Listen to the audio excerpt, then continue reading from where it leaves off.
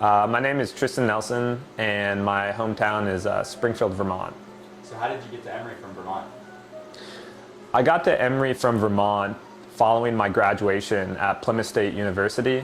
I wasn't sure exactly what my plan was following graduation, and a professor of mine had recommended the AmeriCorps Vista program to provide some quality volunteering experience and a break from school after graduation. So I gave it some consideration, applied, and I was accepted. I joined Habitat for Humanity in Washington County, which is the county where Emory and Henry is located.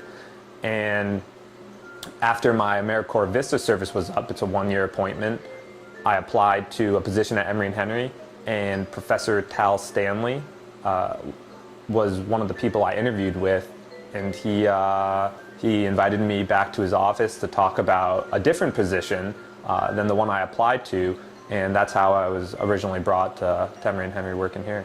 So now what is your role and your responsibilities? My role and responsibilities, my title is Research Coordinator, and my responsibilities consist of coordinating the overall efforts of the Newbern Archive Project. It's a collaboration between Emory and Henry College and the Wilderness Road Regional Museum located in Newbern, Virginia. Okay, so you're doing a lot of research and digging through archives, so what's your favorite find? My favorite find? I think my favorite find would have to be a court case regarding a girl of color, a free person of color, Susanna Finley.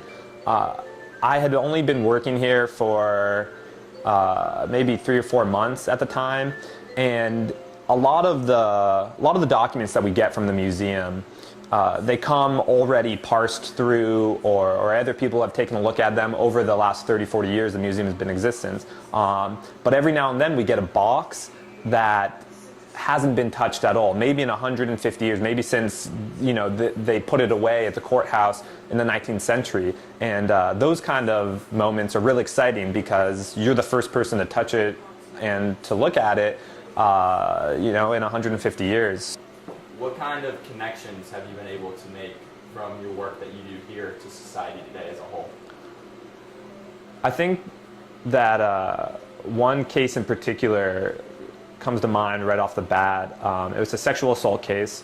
It happened in the 1890s, and in our country within the last 5 years, I'd say sexual assault, domestic violence, those are issues that are really prevalent in the media today and important to our society. So one thing I've noticed in contemporary cases is that we often blame the victim. It's easy for us to sort of pass the blame onto them.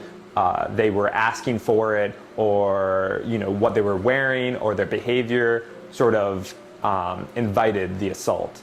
Well, in this case, there are notes from the defense in the documents we have that imply the victim is to blame for the sexual assault she received.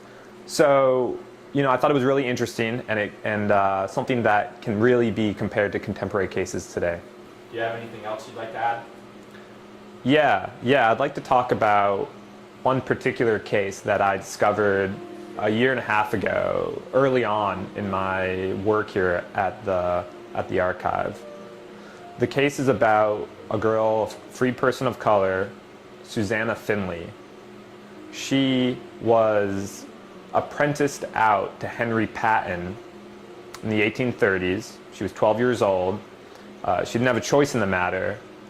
And it was sort of a common practice by the government to control the population of free people of color in Virginia.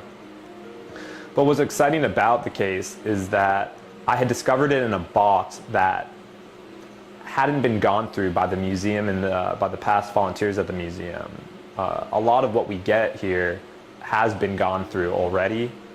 And every now and then we get documents that maybe haven't been touched in 150 years. And that's really exciting as a historian and an archivist to look at those documents.